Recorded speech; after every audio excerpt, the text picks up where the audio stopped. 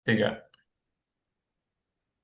Assalamualaikum warahmatullahi wabarakatuh. Di sini kami akan mempresentasikan progres tugas besar dokumen rencana bisnis kami.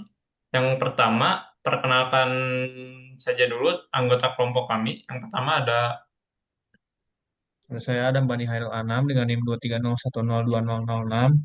saya Ajril Rojan Pauji dengan NIM 230102029. Saya Edi Rahmat Gunar dengan NIM 230101050. Saya Nova Arizal Fikri dengan NIM 230102101. Dan lanjut saja kita ke poin pertama, yaitu deskripsi solusi. Masalah yang sering kita hadapi saat kita ingin menyewa fotografer atau freelancer foto gitu, yang pertama ada sulit menemukan freelancer terpercaya. Yang kedua harus mencari jasa di banyak platform berbeda. Yang ketiga ada harga jasa tidak transparan, negosiasi melalui chat pribadi kurang aman, dan sulit menilai kualitas penyedia jasa. Karena itulah kita menciptakan aplikasi Snapfire ini yang menyediakan marketplace integrasi untuk jasa digital, smart matching system berbasis AI, bargain system, negosiasi harga transparan, serta secure payment dalam satu platform rating dan review untuk kepercayaan pengguna. Next. Selanjutnya ada bisnis model atau value proposition.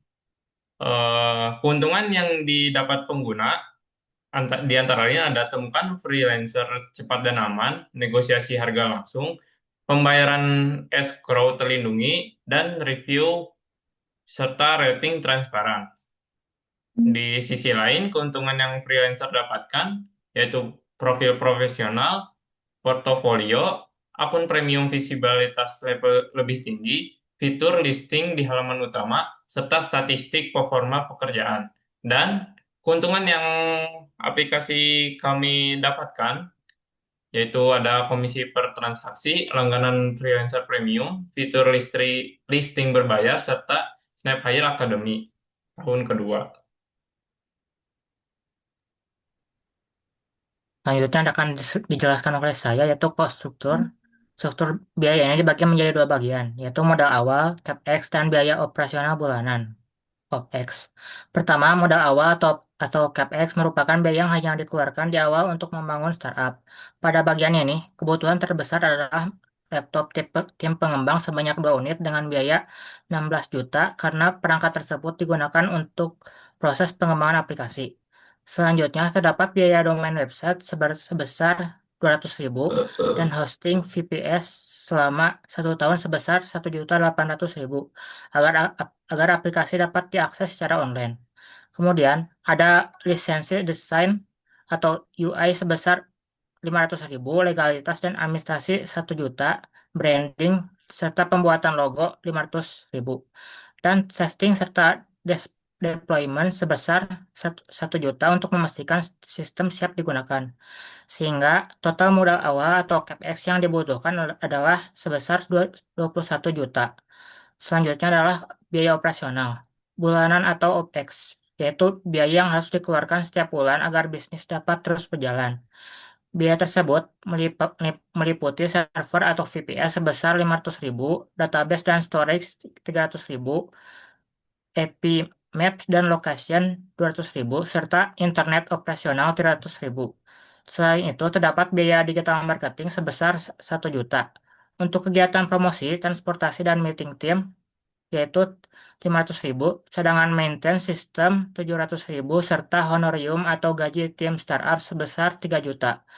Dari perhitungan tersebut diperoleh total biaya operasional sebesar 6.500.000 per bulan atau sekitar 78 juta untuk 1 tahun pertama.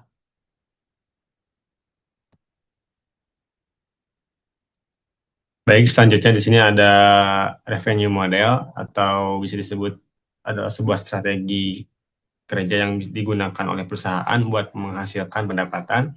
Yang pertama, kita melakukan komisi transaksi. Jadi kita mendapatkan keuntungan dari setiap transaksi yang berhasil diselesaikan oleh platform. Kemudian juga yang kedua ada freelancer premium. Ketika akun berlangganan dengan fitur prioritas pencarian, maka kita akan mendapatkan sebuah profit dari akun tersebut. Kemudian ada fitur listing. Jadi freelancer membayar agar jasanya bisa ditampilkan di halaman utama dengan visibilitas yang tinggi. Kemudian juga kita memiliki Snap Hair Academy yang mana ini adalah kursus berbayar untuk pengembangan skill freelancer yang diaktifkan selama 2 tahun. Total dari pendapatan tahun pertama yaitu 13.150.000. Kemudian target pendapatan di tahun kedua yakni 58 juta. Selanjutnya ada strategi pengembangan di tahun kedua.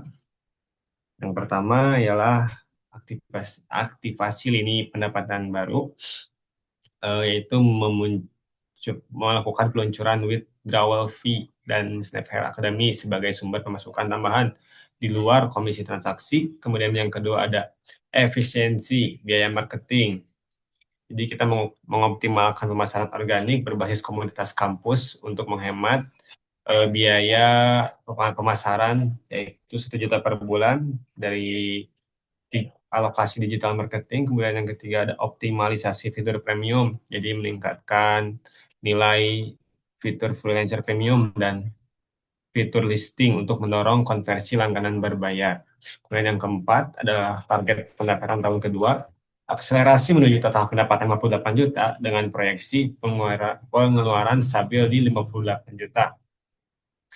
Kemudian ini adalah proyeksi keuangan tahun kedua, pendapatan tahun kedua 58 juta, kemudian pengeluaran tahun kedua 80 juta, dan kumulatif 2 tahun yaitu 71,2 juta.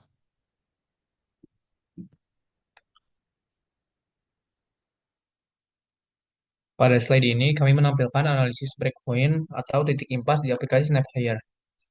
Grafik di sebelah kiri menunjukkan proyeksi pertumbuhan pendapatan bulanan SnapHire yang terus meningkat seiring bertambahnya penggunaan dan transaksi. Sedangkan garis merah menunjukkan target break-even point, break-even point operasional pada bulan ke-21 hingga ke-22, yang artinya pada periode tersebut pendapatan bulanan sudah mampu menutupi seluruh biaya operasional sehingga bisnis dapat berjalan tanpa mengalami kerugian operasional.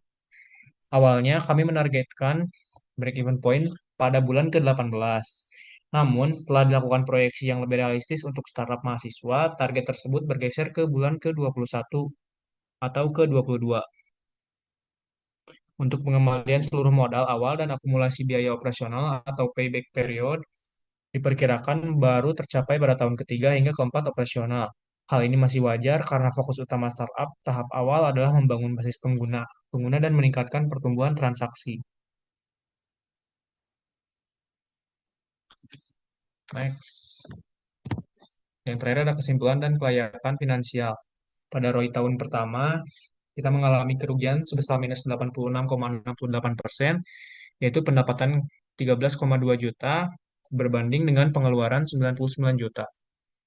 Pada ROI kumulatif 2 tahun mengalami kerugian 60,23%, mendapatkan pendapatan 71,2 juta dan berbanding dengan pengeluaran 179 juta.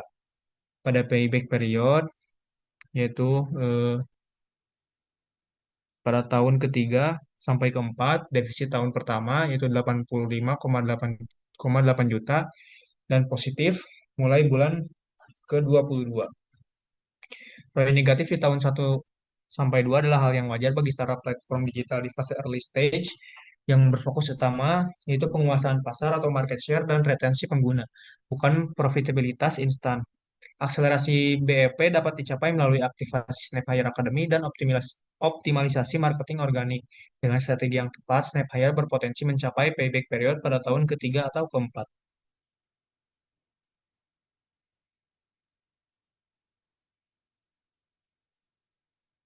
Sekian presentasi dari kami. Mohon maaf bila ada kekurangan. Terima kasih. Wassalamualaikum warahmatullahi wabarakatuh.